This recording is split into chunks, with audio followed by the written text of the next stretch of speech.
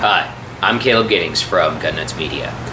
Today's video is going to be a little different for my regular viewers. If you're used to coming here and seeing videos about the shooting sports or guns and gear reviews, that's not what today's video is about. However, if you got to this video by doing a Google search or a YouTube search for Air Force basic military training, that's who this video is for today. Alright, so here's a little background information for you. Like I said, my name's Caleb Giddings. I'm 33 years old the day that I'm filming this. Back in September, I graduated from Air Force Tech School. Obviously before that, I graduated from basic training. I wanted to make a video for all of the young guys out there who are getting ready to go through Air Force BMT for the first time. I want to give you 5 simple tips and tricks on how to get through BMT, because I understand that going in there as a 17, 18, 19-year-old, first time away from home, first time away from your family, things can be a little stressful. Hopefully if you follow my 5 guidelines, you'll have an easy time in BMT and you'll be able to coast right through. Now, first off, Air Force BMT is not that hard. It's all up here, alright? Unless you are grossly out of shape, the physical aspect of BMT will not be that challenging for you. Like I said, I'm 33. I was able to keep up with, and in some cases perform better on all the physical standards than kids 15 years younger than me. So again, the physical stuff, don't worry about it. Focus on the mental stuff. So here we go, 5 simple tips and tricks to get through Air Force BMT. Number 1, shut your mouth. I don't mean that to be rude, but stop talking. When I was at BMT, I was dorm chief, which means I was essentially in charge of my flight of 50 dudes, and I reported directly to the MTIs, and they yelled at me a bunch whenever the flight screwed up. The number one thing that gets people hemmed up in BMT, that gets people yelled at, that gets a flight yelled at, is talking when you're not supposed to be talking. If you're at the position of attention, don't talk. Really just don't talk, like unless someone is talking to you or you're on your downtime on like a Sunday or something like that, don't talk. Just shut your mouth. It will make your life so much easier, because you can't get yelled at for doing something wrong if you're not doing anything wrong. Weird, I know. Number 2, seriously, shut your mouth. No, I'm kidding. Don't move, all right? The other thing that gets people yelled at a lot in BMT, that gets people hemmed up, is moving at the position of attention. You'll get told to go to the position of attention, the flight or you or whomever will put you, and you'll end up at the position of attention. Don't look around, don't scratch your face, whatever it is that you want to do while you're at the position of attention that isn't standing still at the position of attention, just don't do it. If you don't do whatever that thing is that you really felt like you needed to do, you'll be fine.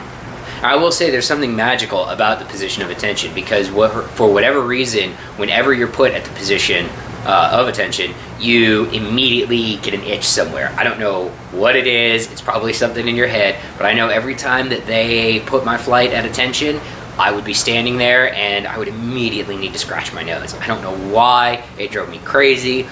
Couple of times I didn't get busted for it, but just don't do it, alright? Just stand there, suck it up. It only sucks for a little bit.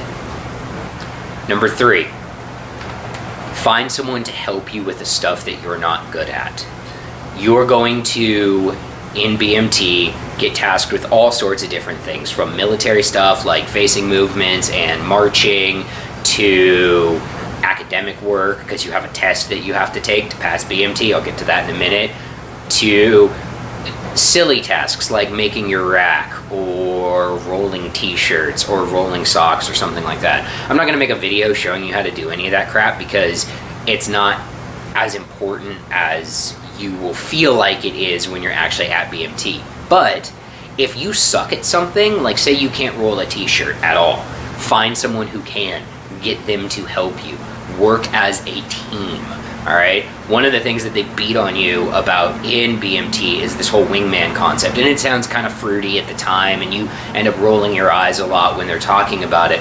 But there's good value in that, because if you're not good at rolling t-shirts, or you're not good at facing movements, find someone who is, help them, and let them help you. And there's probably something that they suck at that you might be a rock star at, and you can help them right back.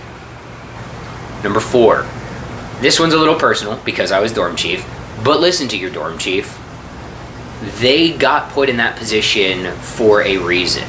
Your MTI, your military training instructor, saw something in that person that made them think that 18, 19, 20-year-old whatever was capable enough to supervise the flight. If your dorm chief is telling you to do something, it's not because they're power tripping, it's not because they get off on it, it's because the MTIs told them to tell the flight to do something and they're just doing their job. Now yes, there are bad dorm chiefs out there. There are dirtbags who will power trip, who will act like idiots. By and large, they get removed. Sometimes they don't, sometimes you get stuck with a crappy dorm chief all the way through BMT, but for the most part, your dorm chief is just trying to do his job, or her job, if you're in a female flight. Listen to your dorm chief. They are there to help you, actually, because if the MTI says, hey, dorm chief, I need the flight to do blah, blah, blah, and then the dorm chief tells the element leaders and they tell you guys, and then the flight all does that thing, that's a good day. The MTIs will be happy. So do that, listen.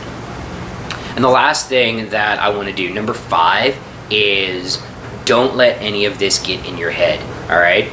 You're never going to be fast enough for your MTIs. They'll say we need everybody to shower, shave, and utilize the restroom in 5 minutes. And you could have the whole flight, get everything done in 4 minutes and 33 seconds, and it won't be fast enough.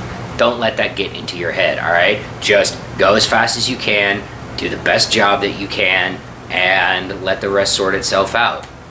Contrary to what I thought going into BMT, my impression was that the MTIs would be doing more to wash people out of training, to find the dirtbags and the idiots and get rid of them. That's not actually how it is. What they are actually trying to do is help people get through BMT. So unless you do something really, really bad or really, really dumb, you are probably not going to get kicked out.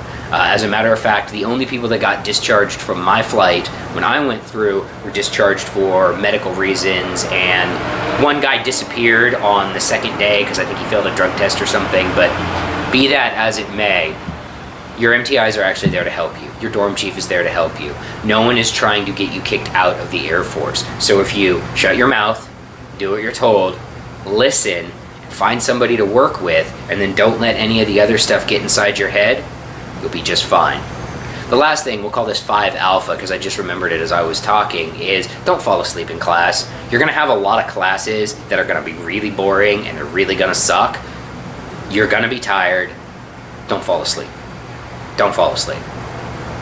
That's all I have. If you're heading off to Air Force BMT and you have questions about what it's like, feel free to send me a message or leave a comment below. For my regular viewers, I'll get back to you our regular shooting sports related content with my next video. I'm Caleb Giddings. Thanks for watching.